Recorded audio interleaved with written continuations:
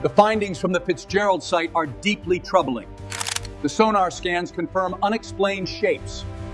Deep inside the bridge of the SS Edmund Fitzgerald, explorers have uncovered a baffling anomaly that defies explanation. Certain compartments remain eerily intact, instruments untouched, and controls strangely misaligned. Clues that challenge everything we thought about how the ship sank. Was it structural failure, a rogue wave, or something far stranger? The mystery deepens, and every new image raises more questions than answers, leaving investigators and families stunned. The Queen of the Great Lakes. The story of the Edmund Fitzgerald begins long before the storm that made her famous. When she first touched the water in June of 1958, she was not just another ship. She was a statement of power and pride. Built by the Great Lakes Engineering Works and owned by a life insurance company that believed in American industry, the Fitzgerald was created with one purpose. She was meant to dominate the Great Lakes. Her size alone made her unforgettable. At 729 feet long, she was almost as long as 2 football fields. Her dark red hull and bright white superstructure stood out sharply against the gray water. People along the shore would stop what they were doing just to watch her pass. The launch itself felt like the beginning of a legend. The woman chosen to christen her tried to break the champagne bottle against the hull. It did not break. She tried again. Still nothing. On the third attempt, the bottle finally shattered. The crowd cheered, but then something strange happened. A massive wave rose up as the ship slid into the water. It crashed over the pier and soaked the spectators. One man watching the event suffered a heart attack and did not survive.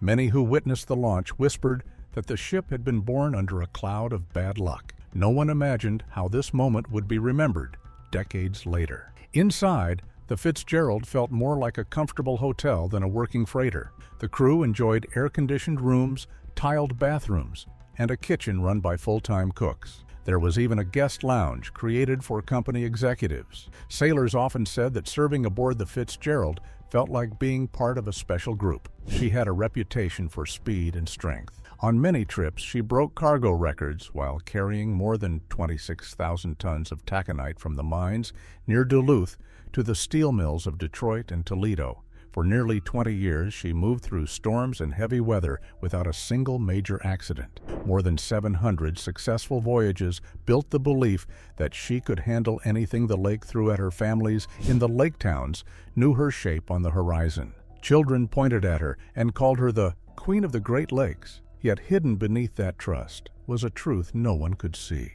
The very lake that carried her so proudly would one day reveal the weakness she never knew she had. The final voyage.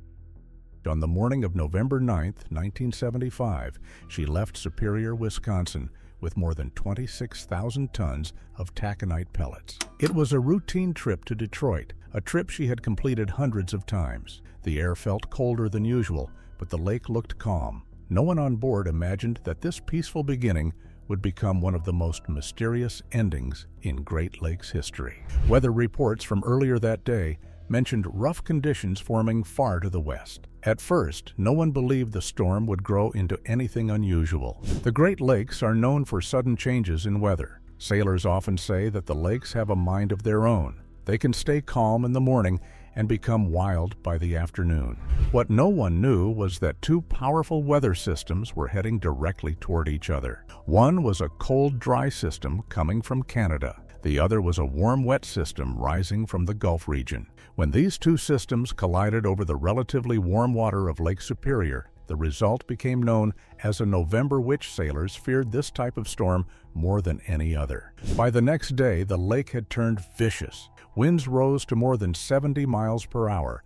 Waves climbed higher than 25 feet, and sometimes even more. Some captains later reported seeing giant waves that looked like rolling mountains. They called these waves the Three Sisters. These waves came in a set of 3 to do. The first wave hit a ship and flooded the deck. The second wave added heavy weight. The third wave was often the knockout blow. Few ships could survive such a strike. The Fitzgerald pushed forward through the storm with another ship sailing behind her. This second ship was the Arthur M. Anderson. Captain McSorley of the Fitzgerald kept in regular radio contact with Captain Cooper of the Anderson. Through the storm, they tracked one another on radar. For a while, both ships fought the storm with steady confidence. But during the afternoon, the Fitzgerald began to report trouble. Captain McSorley said that a fence rail was down. He said that 2 vents were damaged. Then came the most worrying news. The ship had developed a list. A list meant water was entering where it should not. Even then, the Fitzgerald kept moving. Captain McSorley stayed calm. Yet the lake was growing stronger. The storm was tightening its grip around the ship. Something unseen was waiting in those waves, and it would strike soon. Silence on the water. The first sign that something had gone terribly wrong came from Arthur M. Anderson. Captain Cooper had been watching the Edmund Fitzgerald on his radar throughout the evening. One moment, the Fitzgerald was a clear, bright mark on the screen. The next moment, the mark was gone. It did not fade or drift. It simply vanished. At first, Captain Cooper thought it might be a radar issue caused by the storm. He tried calling the Fitzgerald on the radio again and again. There was no answer. Outside, the wind howled like a living creature. Snow and ice struck the windows of the Anderson. Every man on board felt the danger of turning back into that storm, but they all agreed that they had to try. Captain Cooper radioed the Coast Guard. The message was urgent. The Fitzgerald was missing. The Coast Guard attempted to call the Fitzgerald themselves. There was still no response. With no choice left, the Andersons turned around and went back into the violent night. The search began with only small clues to follow. Pieces of wreckage started to appear. Bits of wood, sections of lifeboats, life jackets, oily streaks floating on the surface, but no one found any sign of the crew. There were no survivors and no bodies. It was as if the lake had swallowed everything at once and refused to give anything back. For 4 days, search teams scanned the dark water with aircraft and boats. The waves calmed slowly and the wind softened, but the mystery only grew deeper. Finally, the United States Navy sent a special aircraft equipped with magnetic detection gear. This aircraft picked up a strong magnetic signal from the bottom of Lake Superior. The signal matched the size of a large steel object. Within days, an underwater camera was sent to the location. What the camera found brought silence to everyone watching. The Fitzgerald lay in 2 enormous sections. The bow stood upright in the soft mud, more than 500 feet below the surface. The stern was upside down and twisted. Between the 2 pieces of the ship was a long trail of debris and cargo pellets. The lake bed held the final moments of the ship like a frozen scene.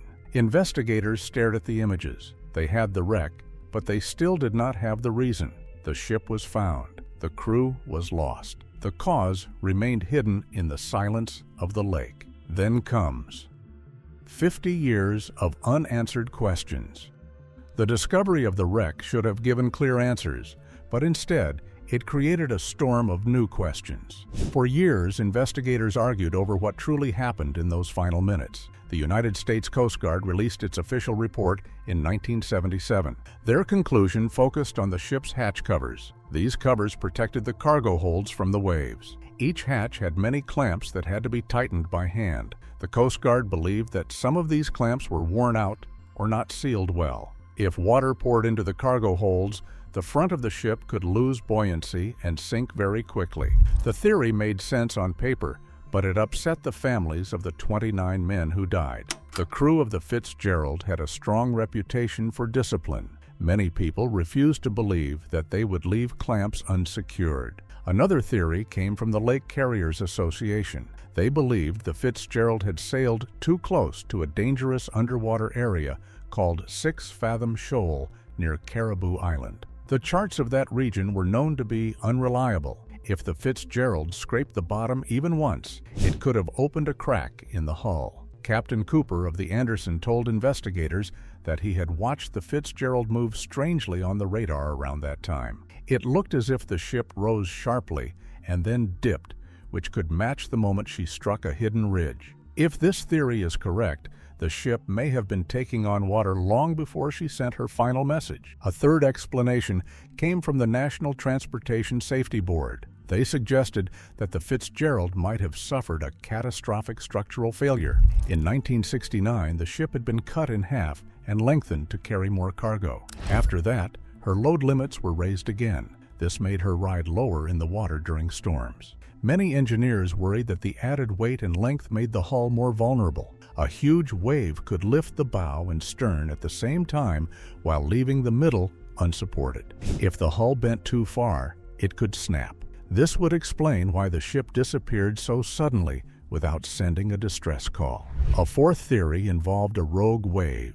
Some sailors claimed they saw massive waves that night, waves tall enough to wash completely over a large freighter. If one of those waves forced the bow underwater, the ship could have plunged like a stone. Every theory fit part of the story. None fit the whole story. And year after year, the mystery lived on. The wild theories.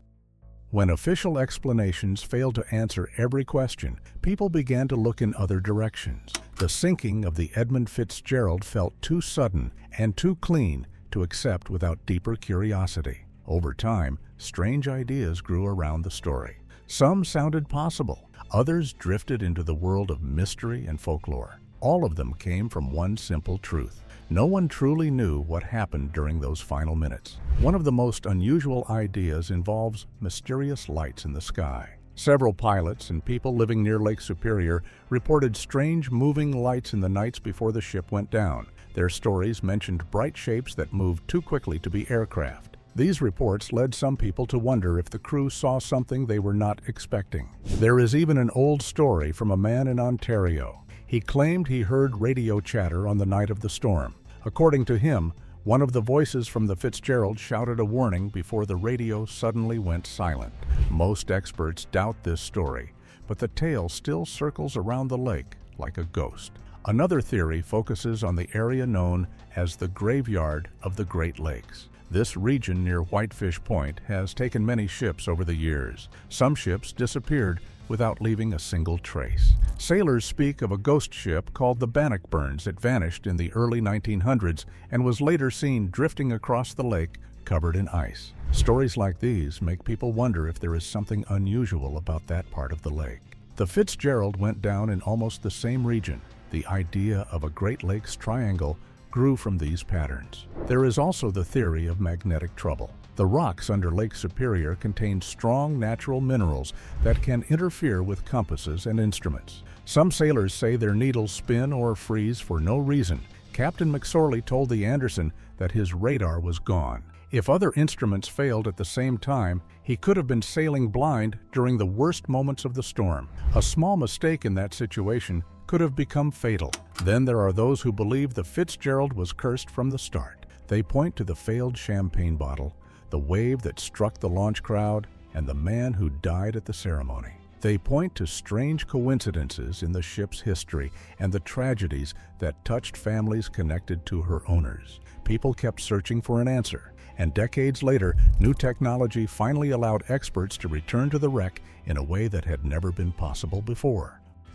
What the 2024 deep scan revealed. Almost 50 years after the Edmund Fitzgerald vanished beneath the waves, new technology finally allowed researchers to see the wreck with incredible clarity. In 2024, a team sent an advanced underwater drone into the cold, dark water of Lake Superior. This drone was far more capable than the machines used in the 1970s. It carried bright lights, high-quality cameras, and sensors that could map objects with extreme precision. It moved slowly and silently, sending real-time images back to the research ship above. The first thing the drone saw was the bow of the Fitzgerald rising out of the darkness. It looked massive and lonely. Half buried in the soft lake floor, rust covered the steel. Silt moved gently around the broken edges. Even after so many years, the ship appeared almost frozen in time. The drone moved along the deck and focused on the hatch covers. These covers had been the center of debate for decades. Now the cameras revealed the truth.